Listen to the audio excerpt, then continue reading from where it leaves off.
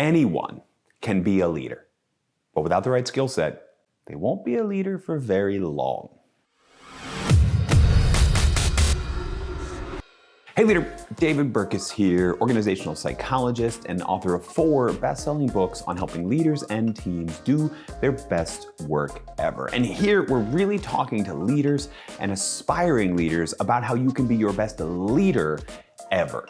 Look, anyone can be placed in a leadership role. You don't need a title really to even be a leader. But if you have that title, if you're placed into that leadership role, there's certain skills that you're going to need to develop. You may have been flagged by a high potential program in your organization and maybe have received some training on these skills, or you may have just been defaulted into the role of leader because you were a great individual contributor. In any case, it's worth taking a pause and looking at the leadership skills that matter most in determining whether or not you're going to be an effective leader. The first skill that leaders need to develop is relationship building, the ability to build relationships with people on your team and grow and create a bond between you and them and help facilitate bonds between them and the rest of the team, but also building relationships with other teams, building relationships with your supervisor, building relationships across, even building relationships with vendors or customers or stakeholders. On a team, good relationship building, strong bonds between teammates, friendships between individual teammates can be the difference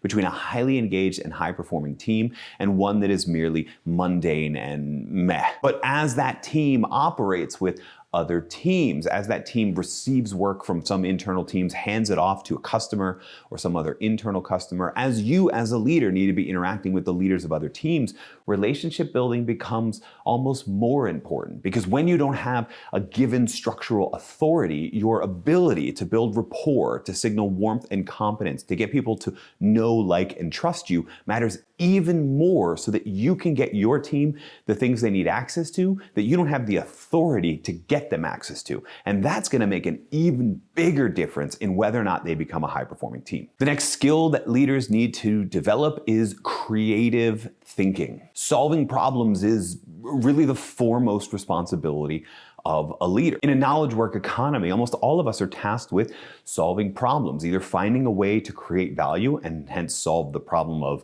there not being value for the organization, or solving customer problems to make sure that you keep that profitable relationship with a customer alive. Even if you're in a nonprofit setting or a government setting, problem solving is largely what you're tasked to do. And that means a good leader, an effective leader, needs to have the creative thinking skills to be able to come up with solutions to those problems. Now, this is also a twofold style skill. There is innovative thinking inside the individual leader. There is creative thinking skills inside the individual leader. How much and how diverse of information are you paying attention to so that you're coming up with ideas and learning from a variety of different fields? How skilled are you at exercising your own individual creative muscle, dreaming up lots of different novel ideas and potential solutions?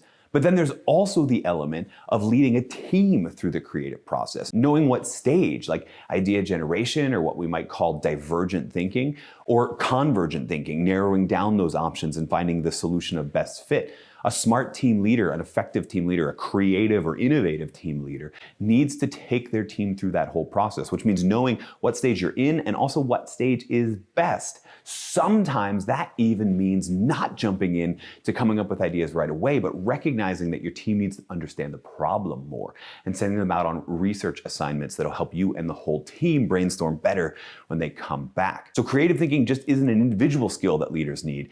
Leaders need to know how to lead the creative thinking of teams as well. The next skill that leaders need to develop is active listening. Listening with the intent to actually understand the other person instead of just wait for a pause in the conversation so that you can say what you are going to say. Why? Well, because so much of teamwork and so much of effective leadership rests on communication. You don't know what to say, or at least what to say effectively, unless you're able to hear the other person and really focus in on what they're saying. So this means a couple different things. This means not being distracted by technology, not staring at your phone when someone's talking to you in person, not actually in your email inbox half the time when you're in a virtual meeting and it's not your turn to present. This means making eye contact, or in some cases, camera lens contact, like I try and make when I film these videos. This means giving subtle nods of feedback and subtle words of appreciation, asking little subtle things like tell me more, or asking questions about what you're hearing, and then even taking the time at the end to summarize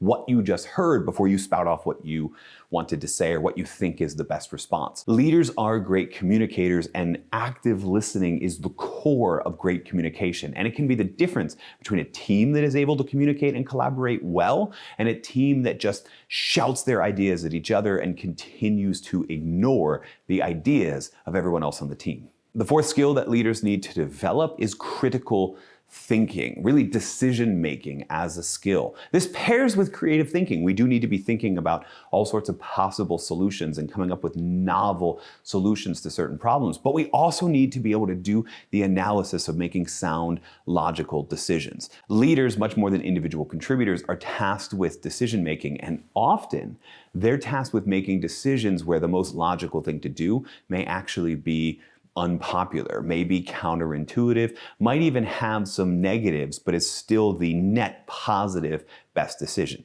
You're only going to be able to make those decisions if you can go through a logical and rational process to arrive at the right decision to make. Weak leaders take the opposite approach, and instead of just making decisions, they just try and take cues from their boss or from their customer on what will make them happy and then try and figure out a way to make it work. And believe it or not, that can actually make the team more frustrated with trying to figure out this weak solution and how to make it work than it can if you take the time to make a rational, sound decision that the team might not even agree with, but that you can prove is best, that customers might not even agree with, but you can prove is best. In the long term, quality decision-making skills will be a net positive for your team, for your customers, for your internal customers or stakeholders, and for the entire organization. And the fifth and final skill that leaders need to develop is meaning making. This is my specific term for understanding how to motivate your individual employees on the team. Team members look to leaders for inspiration,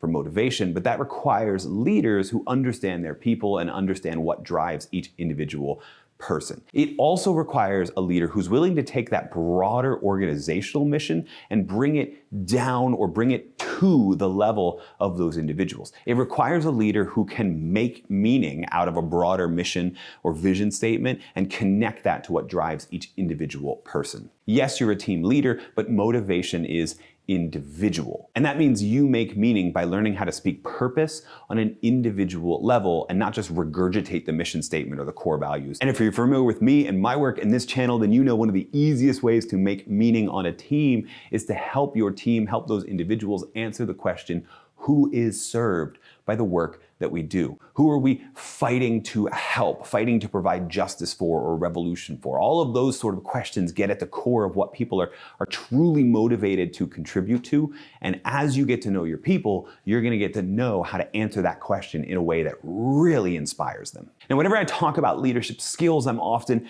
asked that question, are leaders born or made? And it's, to be honest, a stupid question, because I've never met a leader that wasn't born. So obviously they were born. But all of these skills develop over time. There are sometimes people who arrive into their first leadership role or into that next level leadership role with these skills. But a lot of people have leadership thrust upon them. They were great individual contributors and they were promoted into leadership. And now we need to develop some of these skills. Regardless of which one you are, though, these are skills to be constantly refining. You want to constantly be working on your relationship build. You want to constantly be expanding and growing that creative thinking muscle. You want to be practicing and continuously practicing your active listening so that you understand your people. You want to constantly be flexing and growing that critical thinking muscle. And you want to be constantly making meaning, collecting stories or collecting examples that you know are going to inspire your individual people. Good leaders make it a habit to be regularly exercising these skills